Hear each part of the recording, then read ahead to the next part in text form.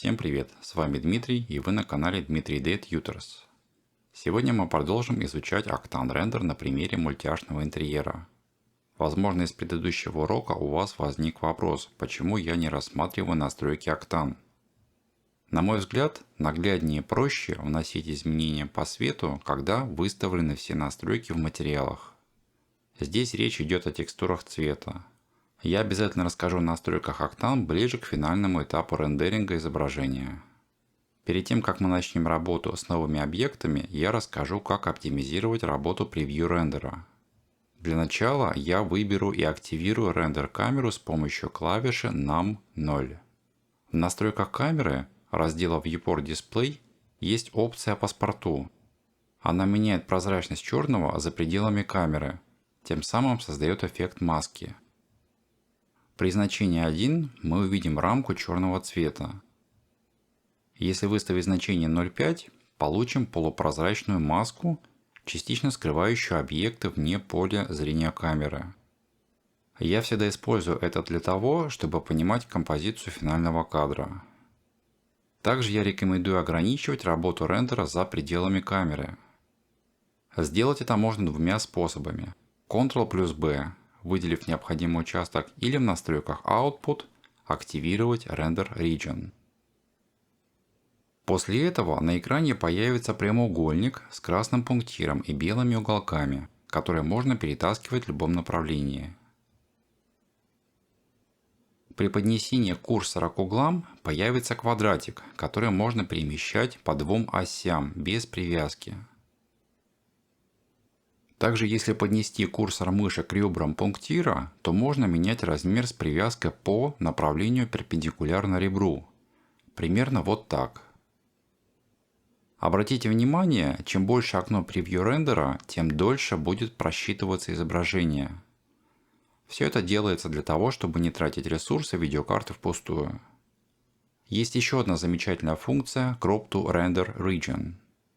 При ее включении размер финального изображения будет сформирован исходя из размеров превью региона, который мы настроили ранее. Эта настройка будет доступна после того, как мы включим Render Region. Пригодится это для того, чтобы быстро отрендерить участок изображения и проверить уровень шумов, настройки материалов и так далее. Если активирован Render Region в окне Preview, изображение будет просчитываться до бесконечности. Если отключить Render Region, количество превью сэмпла будет таким, как указано в настройках. В моем случае это 32. Кстати, в окне превью рендера есть небольшое несоответствие сетки объектов и превью изображения. Отчетливо это видно на стульях. Как вы думаете, какой параметр дает такой эффект несоответствия? Напишите ваши комментарии по этому поводу. Сегодня мы рассмотрим настройку материалов следующей группы объектов в нашей сцене. Объекты, которые были сделаны в прошлом уроке, я поместил в папку Done, выделив зеленым цветом. Традиционно красным цветом я пометил объекты, которые мы будем сегодня настраивать. Объекты, отмеченные серым, мы рассмотрим в следующей части урока. Чтобы максимально упростить работу над внутренними объектами, я поменяю стиль отображения у стен и потолка на Bounce. Выделив объекты в любой последовательности с зажатой клавишей Alt, в раскрывающемся списке выбираем Bounce. В этом случае стиль отображения применяется для двух или более объектов. Далее запускаю рендер и выставляю количество превью сэмплов на 64, чтобы изображение не было очень шумным. Чтобы ускорить предпросмотр рендера, я временно поменяю просчет с Path Trace на Direct Light и выставлю GI Mode на Diffuse. Глубину распространения света для каждого типа я оставлю примерно следующей. При Direct Light изображение немного изменится, станет чуть-чуть темнее, но это даст нам хороший прирост производительности при настройке материалов. Начнем с материала чашки. Выделив группу объектов, в которую я объединил блюдце, чашку и ложку, переходим в раздел материалов и выбираем Cup. В качестве базового материала я буду использовать Glossy Shader. Diffuse или цвет оставлю по умолчанию белый, значением яркости 0,7. Для параметров Specular и Roughness я сделал две ноды RGB Spectrum с разными значениями яркости.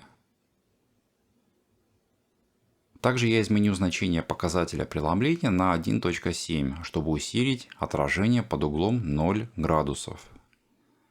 При увеличении этого параметра материал становится похожим на металл. Если использовать низкие значения, отражения будут видны преимущественно по краям. Чтобы не тратить время на ручное изменение параметров материала каждого объекта, у меня будет группа с глобальными атрибутами. И если я изменю значение внутри группы, они применятся ко всем связанным с этой группой объектам. Для чего это нужно? Представьте себе, что у вас большое количество объектов с одинаковым материалом, но с разными каналами, например, цветом или отражением. Вы с легкостью сможете вносить изменения в одном месте, и они будут видны на всех связанных объектах. Но при этом для каждого объекта менять цвет или другие параметры. Сейчас я покажу, как сделать такую группу и разместить внутри базовый материал с параметрами. Выделяю настроенный Glossy Shader и две ноды, которые отвечают за отражение и шероховатость. Чтобы создать группу, нажимаю Ctrl плюс G или правая кнопка мыши, далее выбираю Group. Зеленый фон внутри Shader Editor указывает на то, что мы находимся внутри группы. Рассмотрим, как это работает. С левой стороны расположены Input, то есть входящие данные, а с правой Output, то, что будет выводиться после считывания шейдером всей информации. Для каждого материала мне нужно будет менять цвет. Все остальные параметры будут глобальными. Чтобы создать пин для изменения цвета в материале, я перенесу diffuse материала к пину в Group Input. После этого в ноде появится канал, который я переименую в Color.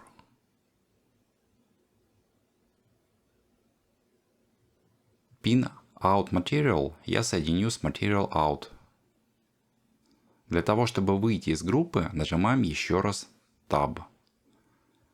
Если группа имеет еще несколько вложенных групп, то выйти из них можно с помощью комбинации клавиш Ctrl плюс Tab. Чтобы снова зайти в группу, нажимаем Tab. Теперь у нас есть нода, которая с легкостью позволяет менять глобальные атрибуты, как минимум в 4 материалах. Чтобы было проще ориентироваться в списке групп, я поменяю имя на Cup Group. Цвет чашки я оставлю белым. Pin Out Material соединю с выходным материалом. Переходим к материалу блюдца. У меня их 3. Первый это базовый, второй и третий будут цветными. Выделив первый материал, добавлю группу, которую мы настроили ранее. Нажимаем Shift плюс A, Group, Cup Group и соединяем ее с Material Output. Проделываем то же самое для второго материала. У меня есть нужный цвет окантовки блюдца, который я буду использовать. Соединю его с пином Color. То же самое я сделаю для третьего материала. Из всей группы нам осталось настроить материал ложки. Я буду использовать Metal Shader, в котором мне потребуется два параметра. Specular задает эффект металла. Чем выше значение, тем более блестящим будет металл. Roughness задает шероховатость, насколько матовым или глянцевым будет материал. Параметры будут примерно следующие. С данной группой мы закончили. Далее рассмотрим настройку материала коробки. Здесь я буду использовать цветную текстуру развертку, которую соединю с Diffuse. По умолчанию текстура очень контрастная, и с помощью ноды Color Correct я внесу изменения по насыщенности и гамме. Обратите внимание, как будет выглядеть текстура после применения ноды Color Correct. Сейчас она не так бросается в глаза. Далее я добавлю детали в канал шероховатости, используя базовую текстуру. С помощью ноды Color Correct я полностью обесцвечу и смешаю ее с серым цветом. В ноде Mix Textures буду использовать следующее значение. Последний параметр в данном материале, который я изменю, это показатель преломления. Я хочу, чтобы коробка отражала ближе к краям. Параметр Specular я оставлю равным единице. Далее переходим к настройке материала стульев. Как обычно, я буду использовать Glossy Shader с текстурой цвета и карты нормалей. Средний уровень шероховатости и довольно высокий уровень отражения будут хорошо сочетаться с показателем преломления, равным 1.160. Также я добавил дополнительный слой для того, чтобы сделать поверхность лакированной. Material Layer я соединил с Specular Layer, в котором изменил два параметра – шероховатость и показатель преломления. Если нужно ослабить данный слой, можно использовать параметр Layer Opacity. Карту нормали я применил к основному шейдеру и лакированному слою. С материалом платка все очень просто. Здесь я использую Glossy Shader и в качестве Diffuse цветную текстуру, предварительно изменив ее масштаб. С помощью ноды Scale Transform я задаю нужный масштаб. В моем случае текстура уменьшается в 2 раза. Как вы можете изначально видеть, текстура очень насыщенная.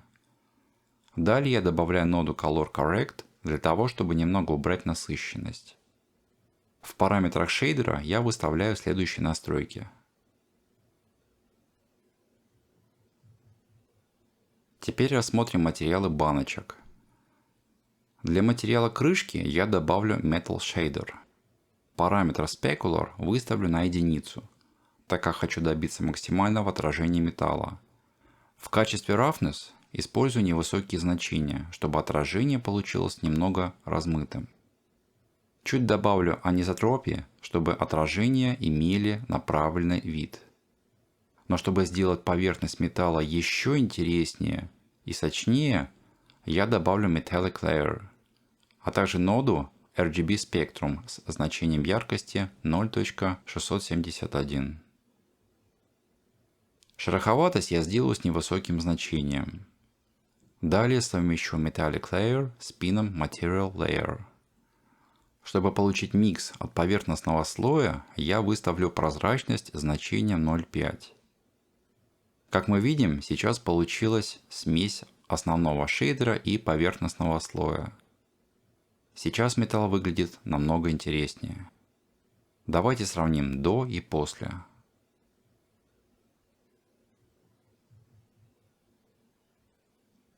Перед тем, как перейти к настройкам материала стекла, я бы хотел показать форму банки. Чтобы получить эффект пустой емкости, необходимо сделать толщину. Обратите внимание на эти участки, а также расположение нормалей. Для того, чтобы поверхность стала стеклянной, я добавлю Specular Shader. Большая часть настроек меня вполне устраивает, но отражение я сделаю чуть размытым. Совсем немного. И еще один параметр, который я планирую добавить к материалу, это Fake Shadows. Чтобы наглядно продемонстрировать, на что он влияет, я выделю небольшой участок изображения и с помощью Render Region буду включать и выключать галочку. Из превью видно, что с включенным эффектом объект просвечивает свет внутри и создает эффект каустики. Вы наверняка заметили, что стекло темное. Это происходит потому, что в настройках рендера выставлено недостаточное количество по каналу Specular. Мы еще вернемся к этой проблеме, а сейчас я ставлю все как есть. Далее рассмотрим настройку материала ключей. Немного прозумирую изображение, чтобы лучше было видно материал. Я буду использовать Metal Shader, и чтобы увидеть его, соединю Out с Material Output. Для параметров Specular и Roughness буду использовать следующие значения. Для придания материалу особого блеска я создал дополнительную ноду Metallic Layer, а также ноду RGB Spectrum, которую соединил с каналом Specular. Metallic Layer соединяется с пином Material Layer исходного шейдера. Чтобы показать, как это выглядит, я временно отключу Metallic Layer и максимально прозумирую изображение. Так мы сможем увидеть разницу. Layer Opacity регулирует процент смешивания исходного материала и вторичного слоя. При значении 0 будет видимым только базовый материал. При единице только поверхностный Metallic Layer.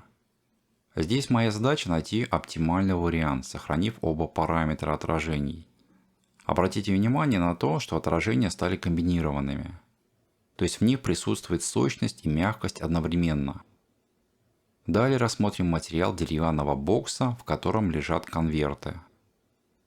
Соединяю Glossy Shader с Material Output.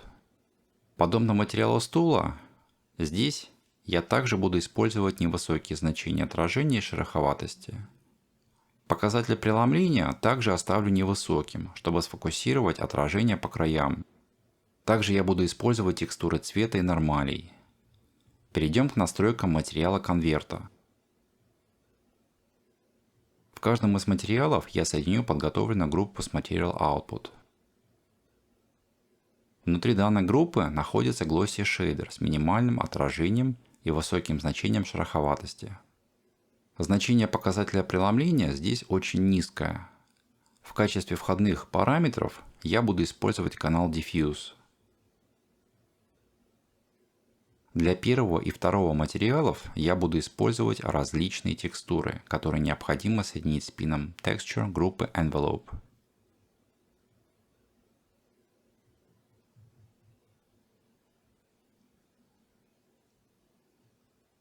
Далее переходим к финальной части урока по настройке материалов лампы. Чтобы лучше рассмотреть изображение, я буду использовать Render Region и немного прозумирую изображение. Начну я с настроек базового материала лампы. Основные параметры Glossy Shader — это цвет, отражение, шероховатость и показатель преломления. Сейчас материал выглядит довольно скучно. В качестве дополнения я добавлю Specular Layer и совмещу его с Material Layer базового шейдера. Вы, наверное, заметили, что изменилась плотность цвета поверхности лампы. Это происходит из-за того, что в канале Transmission по умолчанию используется значение яркости 0,7. Для того, чтобы светло-серый не вносил изменений по цвету, я подниму яркость до единицы. Давайте еще раз сравним вариант до и после добавления слоя. Прозумирую еще немного изображения для более точной настройки поверхностного слоя. Добавлю мягкости к отражениям с помощью Roughness. Немного изменю показатель преломления для того, чтобы усилить отражение под углом 0 градусов. Просто поднесу курсор мыши к показателю преломления базового материала и нажму Ctrl-C. Далее перенесу его к показателю преломления поверхностного слоя и нажму Ctrl+V. Очень удобно. Сравним результат. Далее перейдем к настройке следующего материала внутренней поверхности лампы. Чтобы сделать Glossy Shader видимым, соединю его с Material Output. Здесь, как и в предыдущем материале, я добавлю поверхностный слой и сделаю его максимально ярким, чтобы не потерять плотность материала. Как я уже рассказывал, параметр Layer Opacity контролирует силу воздействия поверхностного слоя. При значении 0 слой не видим. Единица полностью видим. В итоге я хочу сделать микс обоих материалов, добиться сочетания мягких и жестких отражений. Рассмотрим последний материал в данной группе. Это металлический шейдер. Чтобы сделать его видимым, соединю данный шейдер с Material Output. В качестве базового цвета я буду использовать ноду RGB Spectrum и соединю ее с пином Specular. Этот параметр напрямую влияет на цвет поверхности шейдера. Далее я добавлю поверхностный слой Metallic и совмещу исходный цвет с пином Specular. Чтобы поверхностный слой был видимым, добавлю его к базовому шейдеру. Сейчас мы видим поверхностный слой, так как Layer Opacity выставлен на единицу. Я ставлю значение равным 0.530. Обратите внимание, насколько приятно выглядит такой материал после комбинации отражений. Сравним результат без и с использованием поверхностного слоя. Перейдем к настройке Output Properties и отключим Render Region. Далее я скадрирую изображение лампы таким образом, чтобы сделать два рендера и сравнить результат работы шейдера. Для первого изображения я отключу все поверхностные слои. Далее сделаю рендер первого изображения. После переключусь в слот 2 для того, чтобы сравнить полученные результаты. Снова соединю поверхностные слои материалов. Далее выполним повторную визуализацию. Чтобы сравнить изображения, можно нажать клавиши 1 или 2, а также J. Обратите внимание, насколько интереснее материалы в изображении 2. Спасибо, что досмотрели это видео до конца. В следующем уроке мы продолжим настройку материалов оставшихся объектов. Буду рад вашим комментариям. Если у вас остались вопросы, с большим удовольствием постараюсь помочь. Напомню, у нас есть телеграм-канал, где можно обсуждать уроки на канале и все, что связано с компьютерной графикой. Подписывайтесь на канал, ставьте лайки, а также включайте колокольчики, чтобы не пропустить новые уроки. До новых встреч! Пока!